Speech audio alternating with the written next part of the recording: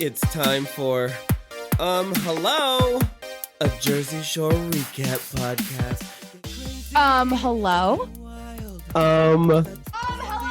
Hello to you. We're back. We are back. Welcome back to Hello, your Jersey Shore episode by episode recap podcast. And I'm your host, GWOW. And I'm Angel, but you can call me Cookie. Together we're Cookie and GWOW. This is season 3, the best season, episode 2. It's called It's Gonna Be an Interesting Summer. Long episode title. Well, you know what? It's not wrong, though. It's an interesting summer. It is an interesting summer. And for those who are watching on Patreon, on YouTube, if you're patient, I have the note as my shirt. Sam, the first night at bed. Ron made out with 2 girls, blah, blah, blah, blah, blah. And that's because the note has not really left us, has it? Oh, no. The note physically is not present, but spiritually is present. It's like omnipresent. Like the vibrations of the note was like the Big Bang. And it's like the vibrations are still rippling through the universe. The note is very much still affecting their relationships with each other. And I'm so glad you have that shirt on. It's so good. And the note, it's caused as much drama last season as it's, swinging around this season. And we come right back in with Sam and JWoww swinging at each other. Well, and because that's what the first fight was sort of about, was a kind of loosely was about it. Well, it didn't start being about the note, but it became about the note because it became about everyone telling Ron and Sam, you guys are assholes for being together.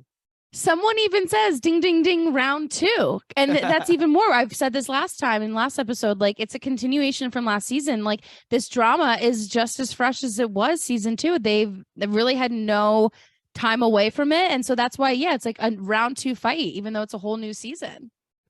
Well, and then so after the physical altercation is broken up, it kind of goes back to just Snooki screaming at Sam a little bit. And she's just straight up saying, how could you be with him after he cheated on you like that and humiliated you? Yeah, like, what are you thinking? And she's right. Like, they have tried. It's pretty awkward with Ron and everybody. Like, I don't know what the right answer is, but everyone's like, I don't know, it's uncomfy. Well, this is something that I've thought about since last time we spoke, which is that there is being cheated on already is really painful. But to be cheated on so publicly and to have the person cheat on you almost in a way to humiliate you takes it to a whole nother level. Like to have, and then everybody knows. Exactly. That's why, like, we can criticize Sam for her being off this season. And as a viewer, it sucks to watch her that way. But I completely understand why she's not emotionally correct, because her boyfriend cheated on her in a nightclub in front of cameras and all her roommates, and nobody said anything for weeks. They just let her not know. And I understand their perspective as well of not wanting to meddle, but like that's kind of fucked up.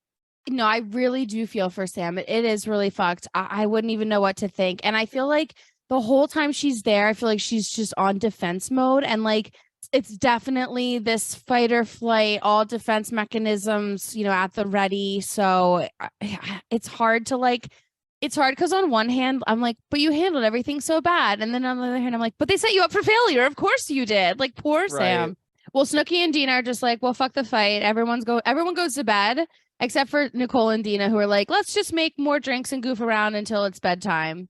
Well, that's what I love about the Meatballs, is that they could go from fight mode back to party mode in a second. And I love people like that, because sometimes you're at a party or you're having a good night and things get a little tense. Right. And I hate people that let it ruin the whole night. Like, just like let it fizzle away and just have fun again. Who gives a shit? Yeah. And one of the other things that Dina and Snooki had mentioned on the Meatball Pod, and because at this time I've only listened to the first episode of the Meatball Pod, but one of the things that they said on there was that they didn't really have like any bedtime. So like they could stay up late, they could do whatever, but oftentimes they got woken up at like 8 or 9 a.m. to do their confessionals, and they called them interviews. But when they got woken up early, my 30-year-old tired ass brain is like, then why would you want to stay up when everyone else is going to bed knowing they're going to wake your ass up early? But I do feel like that makes sense for why they look a little rough in some confessionals, or like a little drunk, because like they might either still be from the night before, or they like got woken up, are hungover and trying to make themselves look okay and make some, statements about what happened the night before that they probably don't even remember yet.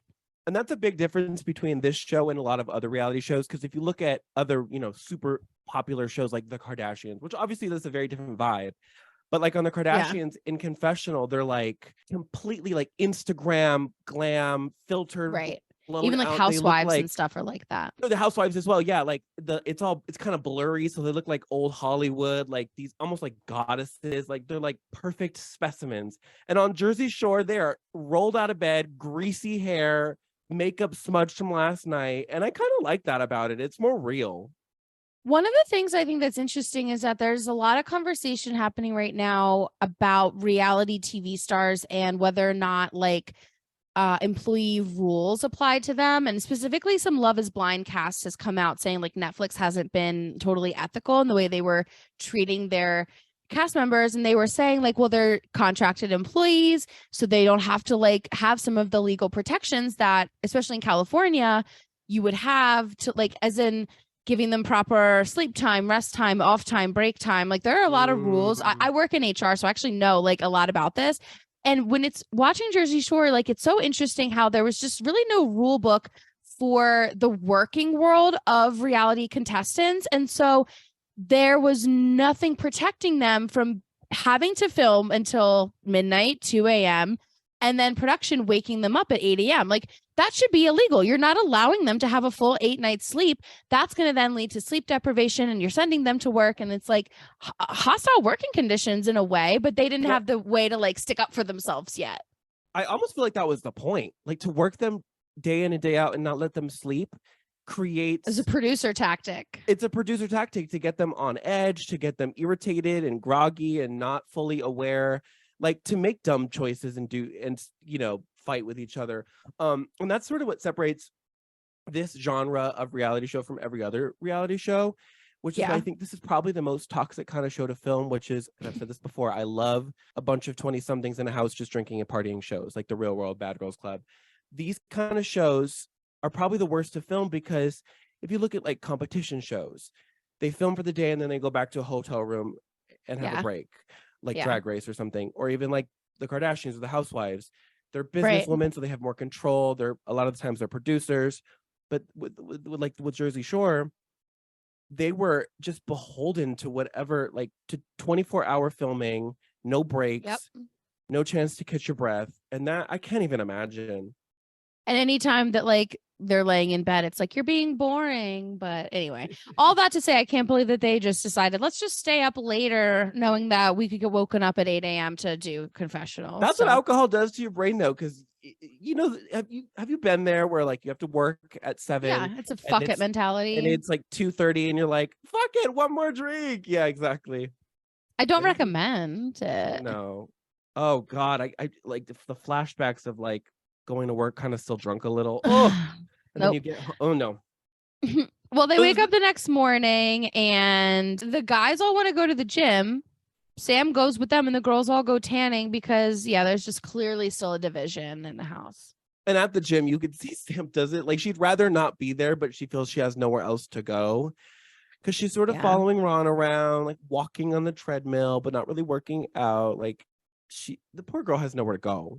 I feel like she doesn't know what to do with herself at all in this moment. And like after their days of, GTLing, they all come back to the house and like the roommates are getting ready to go out. And you kind of see Sam be like, are we going? And I feel like she wants to, probably just more to have something to do than anything else. But they decide to stay home. We've talked about before how the timeline is sort of weird. It was morning and then almost immediately it was night and ready to get ready for Karma. The editing is so quick, but yeah, now it's nighttime and all of a sudden it's time to get ready for Karma. Did Ron and Sam stay home? I can't remember that. Did they? Yeah, they stayed home. They didn't go to Karma. And it's like their first night out. Like, I don't even think they drank at the house last night. Not that they have to every night, but like they're just choosing to do like nothing. Yeah. Well, the Karma night was sort of uneventful. The most exciting thing that happened was Pauly and Vinny had a little bit of a stalker. I feel like it was more Vinny stalker. Like, I feel like Yeah. she was into Vinny. I don't understand those girls. Like, after they've already told you, like, you're being weird, leave alone. Like, don't you feel embarrassed and want like run away? But they Well, the still end craziest up thing with an okay night. Well, the craziest thing is that Vinny confronted her and was like, "You need to stop following us." And she Yeah, says, he's like, watch, you're gonna follow me again. Watch. "Well, she goes, I'm not following you. Why would I be following you? I'm not following you." And so then he She walks says, the away. funny thing is, I'm not following you. The funny thing is, girl, you were. Well, then he walks away and she follows him again. No shame, no shame in her game, and I kind of respect that. She's not embarrassed. I think it's a little weird, but like, hey, you got on TV, girl, so get it. Yeah. And the Well, guys start like really getting some game after that. Like Vinny's three-way kissing, getting neck kisses. They're having like a good night at Karma once she leaves them alone. yeah, the boys had a good. Well, actually, everyone had a good time. It just seemed like a chill, fun night, and I think part of that is Yeah. because Ron and Sam weren't there. It seemed like good fun. Like Snooki's like hiding in the bush, and they're like, "What are you doing, Matt?" But it's all like fun nonsense rather than actual drama. So it's nice. That's why I said it's sort of uneventful. It would have been fun for them, but nothing super exciting happens. And they go home. And you've said this before. A lot of times the club nights are really just, they get it over with as just a setup for once they get home, because that's always where the good stuff is. Right after the club is always the best on the show. Yeah, so I think JWoww and Snooki leave first, and they get home first at least. And Jenny goes to call Tom, who is a little pussy ass bitch, and like will not even like say words to her until it's like, okay, happy anniversary, by the way. And I just am like, I'm like, this is probably problematic for me to say, but it's like, what are you, a girl? Get the fuck over yourself. It's like that's such a girlfriend move to be it's like, a very role reversal oh really? thing. Well, thanks for remembering our anniversary, by the way. And it's like, I don't also like the couples games, the relationship games of like seeing if the other person remembered things. Like, right. I'm here like a week before our anniversary being like, oh, our anniversary is next week, don't forget. Yeah, like, exactly. I don't want to play games like that. If I remembered, like I don't know. I'm also forgetful. So I would never hold it against somebody for not keeping a accurate calendar. Like, what are you mad for? Well, and I wonder, was it their anniversary the day before, or is it now their anniversary because it's crossed over to midnight? Because if that's the case, then give her a goddamn minute. Let her wake up the next day. If that's the case, Cookie, that he's even more of a little bitch. That's what I'm wondering, because they must have got home really late. So I'm wondering, like, is it like now that it's midnight, it's her anniversary? Because if that's the case, fuck you. I didn't even think about that, but you're right. If that's the case, I don't know. I at least hope that it was like the end of the day and she hadn't said it all day for him to have that much attitude. If it was the hour that the day started, oh my God, can you imagine? That's like the people I hope not. Well, that's like the people that wait on their birthdays until like 1 a.m. and they'll be like, wow, it's my birthday and no one said anything to me yet. Bitch. Wait, okay, so I did that as a joke with my friends. Actually, it was totally a joke though. We were in Vegas, and this was like day 3 of Vegas, and we were like in my hotel room just like watching TV. I think we were like smoking or whatever, and I didn't even realize it was after midnight. I looked down and it was like 12:31, and I just sat up and I turned to my girlfriend and my best friend. I was like, don't you guys have anything to say to me? And they were like, oh, happy birthday. But I was not serious. I was like laughing, joking. Like I hadn't even noticed that it turned my birthday, but I love that joke of like, excuse me. What's funny when it's a joke, but there are people who are really like that. And I saw a TikTok meme. I saw a TikTok meme the other day and it was so true. It was like, hey, late 20s and early 30-year-olds, do you have those old high school friends that still act like they're in high school and will be like, oh my God, 5 birthday wishes. Guess nobody cares about me. Like, you're an adult. Stop. I can't make my birthday like that important. Like, unless my girlfriend really did like nothing for my birthday, it's not that serious. Ugh, I actually hate my birthday, but we're off topic.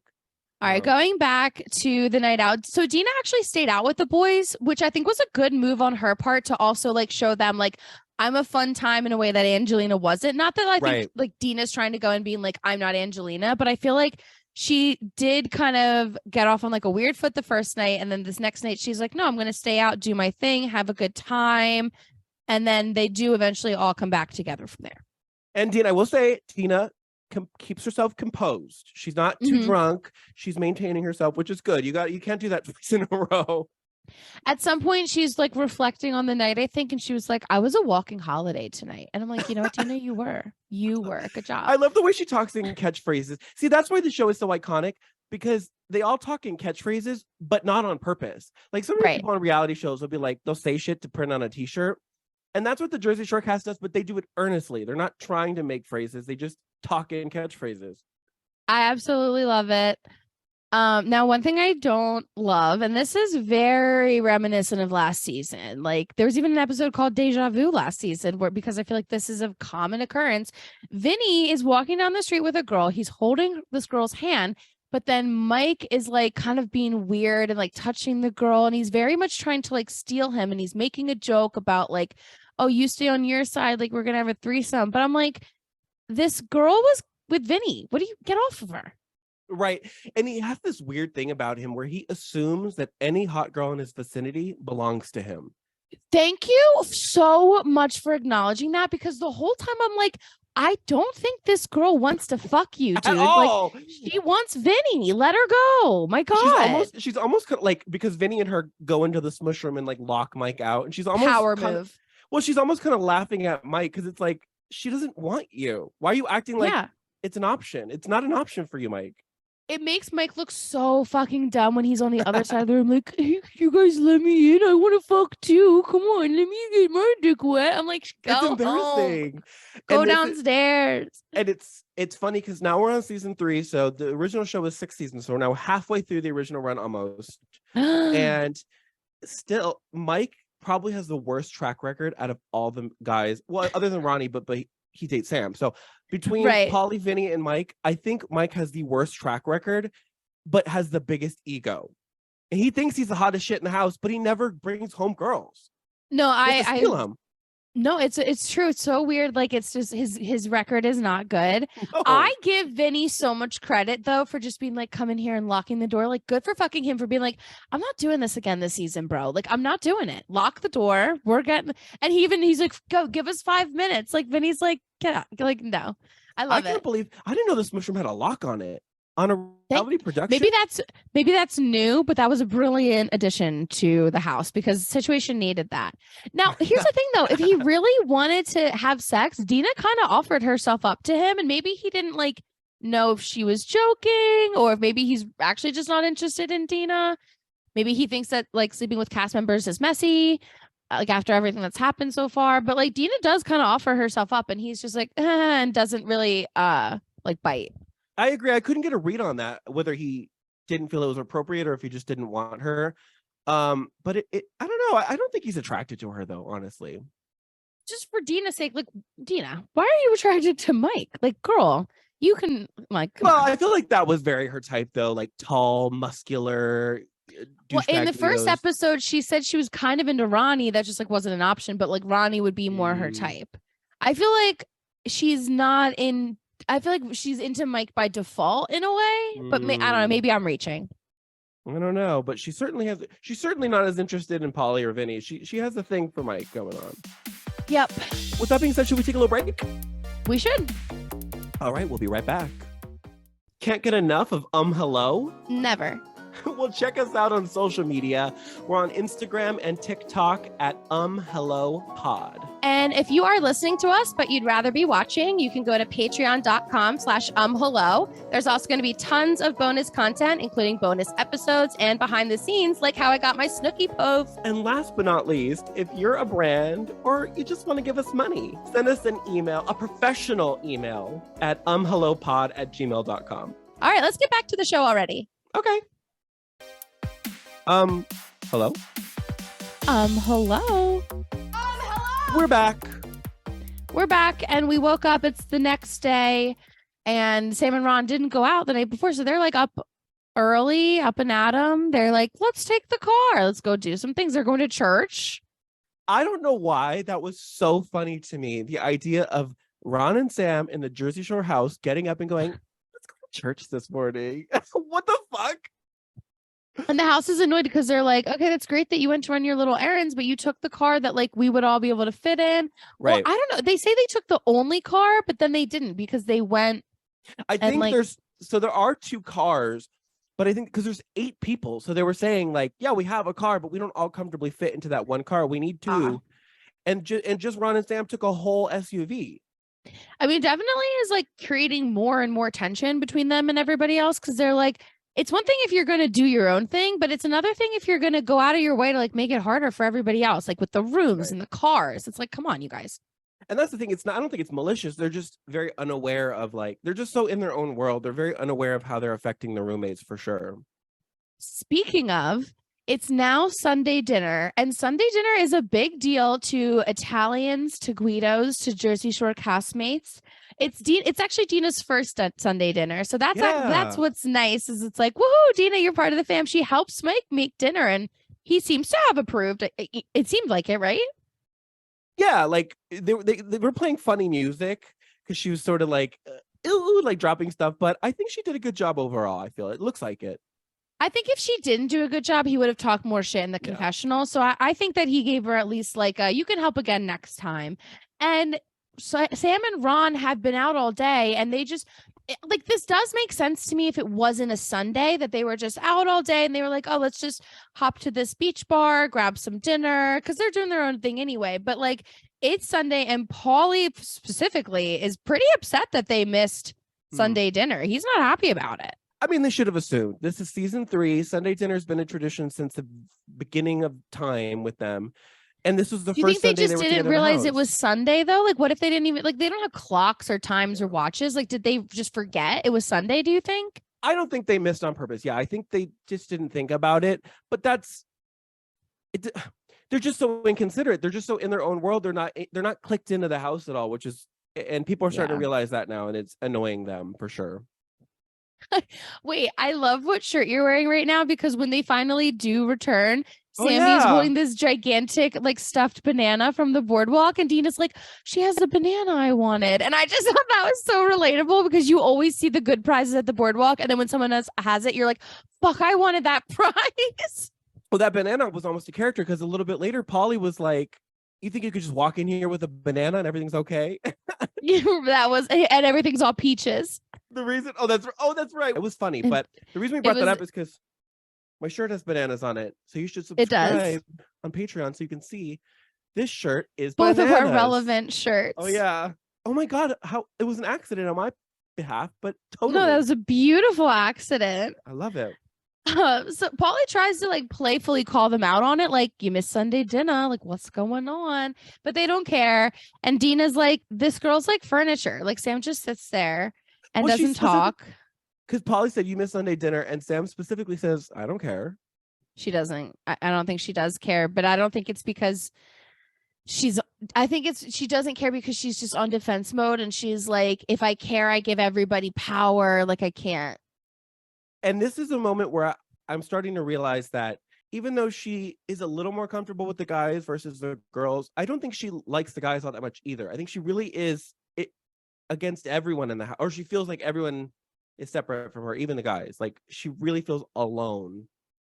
Yeah. And tension's just building and building. And it continues. After dinner, they go to the t-shirt shop to get their schedules. And there's more tension there because they write like a house schedule down. And I guess probably what they were going to do is just have it on the fridge. But like, Sam and Ron go out of their way to like write their own schedule. And you can see like Nicole's kind of like, oh, I guess mine's not good enough. Like, it's just, the tension is just brewing. It's so uncomfortable. But yeah, the t-shirt shop is so secondary at this point. Like, it's just not even what they're there to do. But ever since I mentioned, everything's like so awkward. And what's really interesting here is that Dina is kind of like, so something must have happened in Miami for everything to be like this bad. And they're all kind of like, yeah, which again, that makes me think at this point where they're getting their schedules and getting to the t-shirt shop, they still haven't watched season 2. Because Dina's like, oh yeah, it must have been pretty bad. Right. Well, that's the thing, is like, Dina doesn't know about the note yet. Like, or maybe they told her, but Dina doesn't know. There's so much common knowledge, she's missing, which makes sense as to why she's kind of a bit oblivious in the first season. I mean, in the first couple episodes.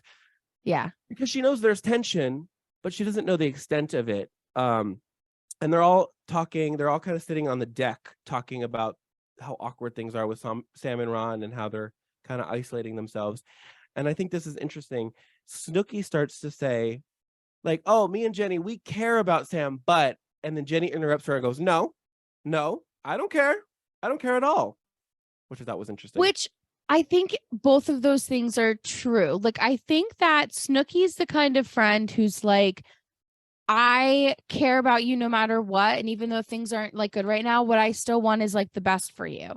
I don't think JWoww like doesn't feel that way, but I think what's more front of mind for her is like, you don't want my help. You've made it very clear. You did us all dirty. You made us all look stupid. We tried to help you. And if you don't want our help, fine. I don't care. So like, I don't think she like really literally doesn't give a fuck about Sam. But I think at this point, she's like, you've given me no reason to continue to care. So I'm not going to put in the effort that Snooki's willing to put in, which I'm a very like, if you've done me dirty once, you're going to do it again. So I'm not trying to like reconvene with everybody either. But I have friends who are like more kumbaya than that. And then I'll like remind them what happened. And they're like, oh, wow, you remember everything, don't you? And I'm like, yeah, I fucking do. Don't forget that stupid shit that people do to you. Like, I don't know. Snooki is kind of that girl. Like, she'll put it aside because she just wants everyone to get along. And there's even a moment after Jenny says, like, I don't care. Snooki is like, well, I'm just sympathetic because to me, it's very important to have girlfriends. And Sam has no girlfriends. Like, all she has is Ron, which is not a good place to be. You don't want to have the only person in your life be your boyfriend. Snooki and JWoww are both good friends in different ways. And for Snooki, it's that like she doesn't give up on people. She really does care. For JWoww, it's that she'll come in and beat someone's ass for you. And that's two beautiful sides of a great friendship. But like it does show a lot on Snooki's character, on like Nicole, I should say. It does say a lot on Nicole's character that after everything that's happened, she's still like, I do want Sam to have, female friendships and like a good understanding of like you have girls you can go to. I don't know. It seems to me like Snooki or Nicole, since it's an earnest moment, you're right. She is aware of kind of what we're saying, that even though Sam is acting in a way that's obnoxious, she understands what circumstances led to that. And kind of, it's like, I don't know, maybe I'd feel the same if I was in Sam's shoes. It's hard to like go through what she went through and then just get back to being besties with everybody. Well, quick pin on the Sam and Ron drama. Back to the t-shirt shop because it's Dina's first shift and she kills it with the customers. I think she's like, yeah, I would totally wear that. I would wear that and you should buy this. Like she's killing it. Yeah, she's a natural. And I think she said at some point that she was a server. So she's familiar with customer service, maybe not sales, but she knows the deal. Vinny is also doing well. Situation is kind of like lost his interest because you remember he used to be quite the salesman in season 1. He doesn't really care that much in this season. He just wants to go get food, which is also on brand for Situation. Well, and this is where you could tell with Danny, the boss, that the vibe is a little different because in season 1, like when Angelina wouldn't work, they kicked her off the show. But now on this one, like Mike is running around getting breakfast, and then he gets back and he's behind the counter just chilling, eating. He's gonna finish his meal before he starts working. And Danny's just like, are you gonna finish that? Get back to work. Like he's not mad. Danny says something like, everyone else has already hit their sales quota for the day. And I'm like, are you holding them to sales quotas? I don't. Like, are you? I think this is a point where the work actually stops mattering and it's just kind of for show.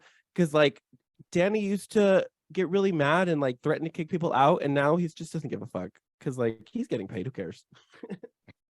Interesting. Well, everything does kind of go okay. And then they go back after they're done their shift to go, shenanigan. I kind of love that Dina always is like, let's play. We're going to play. Like, I think that's kind of cute. So she goes to play and they're on the roof. This is just a funny moment, but they're on the roof with a kickball and they kick it onto the other roof. And Vinny has to like build this whole contraption to help them get it.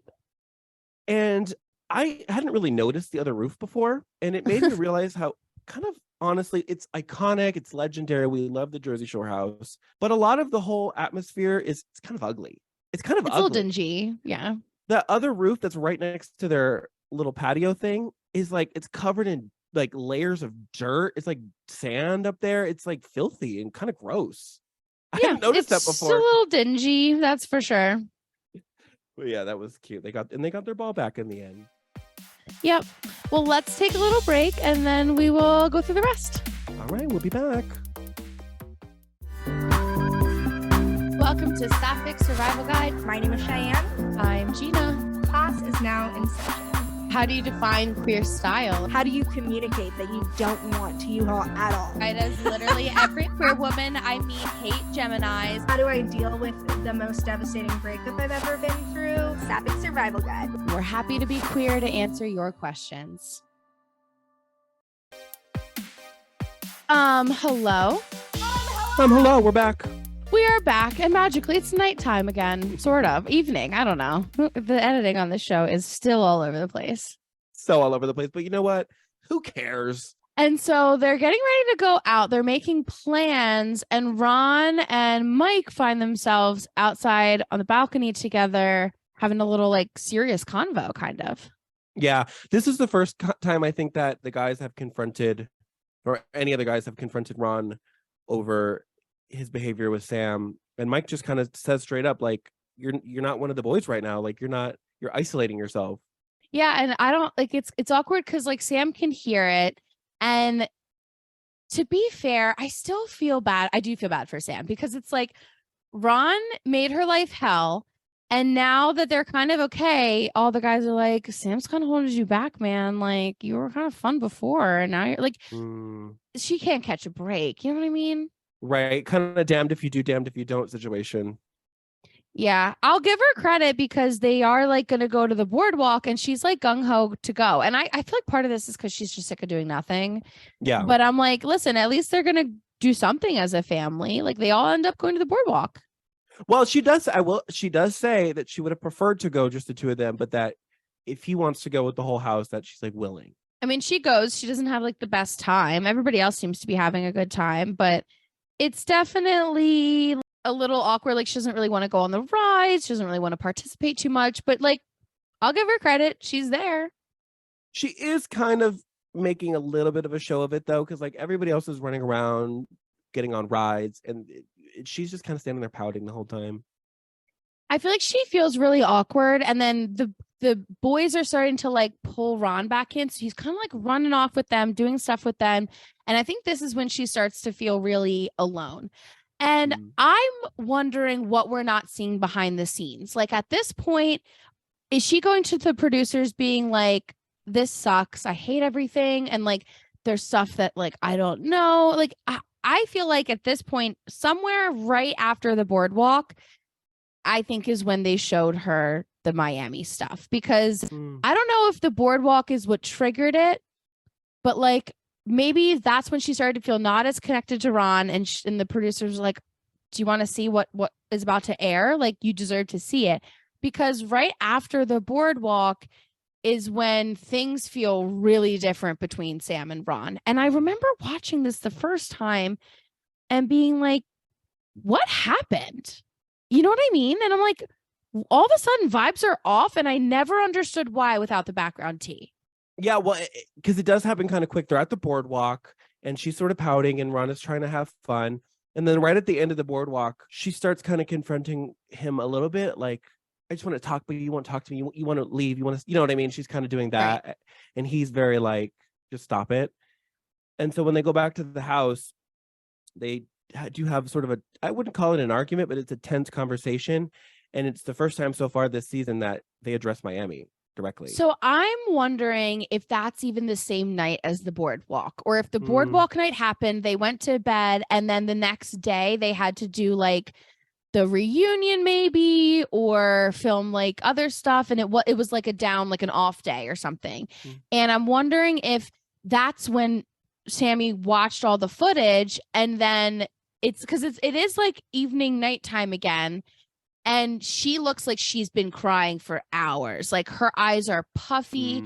And so if we're watching this as a viewer, they've come back from the boardwalk and all of a sudden she's just been crying. Like nothing at the boardwalk really happened for her to be like this upset. But what I think happened is like, yeah, I think the boardwalk ended, all this other stuff got shown to her, and now it's like the full on next day, and she's been crying all fucking day. Because when they're sitting there and Ron's like, what's wrong, Miami? Like, I feel like he couldn't say, is it because you've watched Miami?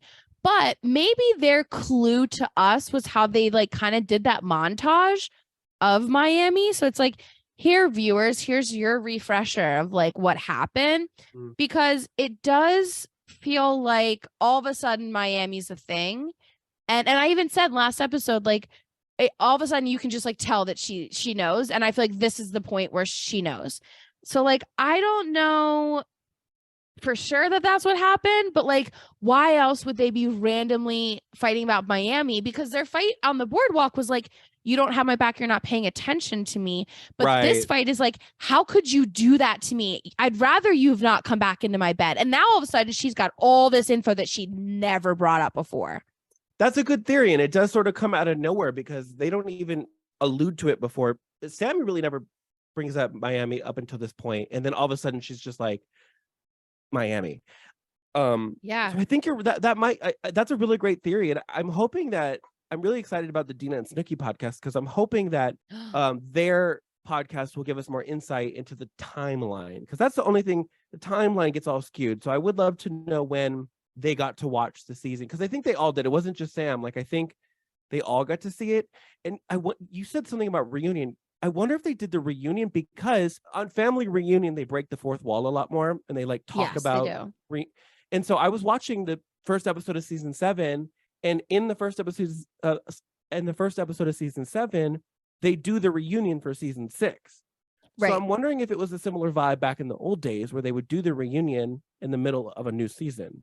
And if that's the case, they'd have to let them see clips. It even more would make sense if, especially because when we talked about the reunion last season, Sammy, like, remember we were talking about how Jalissa was like, you have a funny way of showing that you were mad at Ron and not the girl, Sammy. And I feel like they filmed the reunion before Sammy watched the tapes, but she watched the reunion and was kind of like, I think she went to the producers being like, something's off. What the fuck happened? You have to show me this footage. And they were like, all right, it's airing now. We might as well show you. And that would make sense because watching the reunion, I couldn't really gauge whether or not she had seen it. And then watching this episode in season 3, I'm like, she's seen it because she's specifically saying like, he's like, at least I always came back to you. And she's like, after what you did, I would have rather you not come back to me. And like, she didn't have the knowledge prior to this fight. So like maybe it was like that day off that I mentioned that like seems like they had, maybe that was reunion filming day. And then she was like, you have to let me watch the footage. And now here we are back with the cameras back on. Cause her eyes, like that wasn't like I just got back from the boardwalk and started crying eyes. That's like, I've been crying for hours and my face is sore eyes. Because you are right. The energy shifted and the whole conversation changed. I just wonder, though, what do you think she thought before she saw the footage then? Like, she knew she was cheated on, right? Or did she think the girls were lying? Like, what did she think?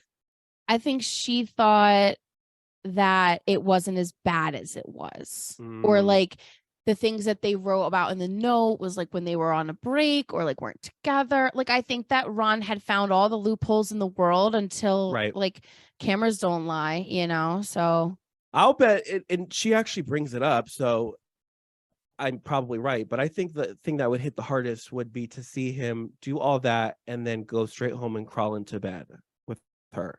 That's horrifying. And brag about it, and not like because it's so you're so aware of the douchebag you're being. Like he was even like, and I'm gonna go in bed with her. Ha ha ha ha! Like it was a joke to him. I hate it. That's almost like gross. Where that behavior? How do you forgive that? I wouldn't, because you're right. I'm glad you just said that because I had forgotten about that. But you're right. He got home and was telling the guys in the house, "Oh yeah, I was just doing this and that, and I'm about to get into bed with Sam. She doesn't even know." I forgot about that. That's horrible. Yeah, horrible. I think that's the worst part of it. If you're gonna break up with her and then go be a douche in Miami and like go kiss a bunch of girls or whatever, that's fine. But then to keep coming back to her and being like, "I'm sorry, I love you. I'm sorry, I love you. You know, I always end up with you at the end of the night." It's like, that's not the right answer, homie. It's what? Well, and in this moment, while they're having this discussion, Ron does what Ron does, which is he kind of fakes like he's sympathetic at first, and he gives like a half-assed apology or like an "I understand you." And when she doesn't immediately like, okay, so no problem, he gets mad at her as if she did something wrong for being mad at him. And it's not as bad as it's gotten or will get. This isn't a full-blown fight. But I just hate that behavior of like, if you don't accept my apology, well, then you're an asshole. No, you're still the asshole. But now they're in the same room, so they can just keep fighting until they fucking fall asleep. And it's going to be a fucking disaster. And I know it's coming, but it's not going to be good. I am looking forward to like them, like the girls reconciling. And like, I know some of that's coming too. So stick around with us for the rest of the season. It's going to be a good one. Okay, let's end this one on our fun cookie quote. Dina is again around, but it's actually about Vinny and Snooki. So this is back when they were playing with the kickball. It went onto the other roof, and this is while Vinny is attempting to make this long contraption to get the ball back. And to make the contraption, they're pushing different things into each other to make like a long rope, and that involves putting a broom inside a tube. I think it's inside a beer bong, actually. I think it's a beer bong tube funnel thing, yeah. Do you want to be Vinny or Dina? I can be Dina this time. That means I'm Vinny. All right. It's not going to hold. Squish it in, Nick. Make it fit. Anything could fit. Me and Snooki know that's not always true. Maybe if we lick it before we stick it. She got it. Wow, that worked. That's what we should have done. Put-ump and scene. I love that it's like this running joke that Vinny was like too big to fuck Snooki. Like, it's so funny. She's so small, though. I feel like, is it like, I wonder if it's just average and she just, although there was a Magnum wrapper in that one episode. So maybe. Oh my God, the tea. Well, I think that's it for this one. I agree. So, goodbye. Goodbye. No, goodbye. This is the end. Goodbye. Bye. If you want more of the podcast, you can follow us on any social media at Hello Pod. We also have a Patreon, patreon.com/hello. We've got a video feed there so you can see our beautiful faces while we recap Jersey Shore. And we've also got a little bit of behind the scenes bonus content for you. And you can find me anywhere online at The Libregina, including my website, thelibregina.com. And you can find me online on TikTok and Instagram at angel.iconic.music. Thanks for listening. Bye.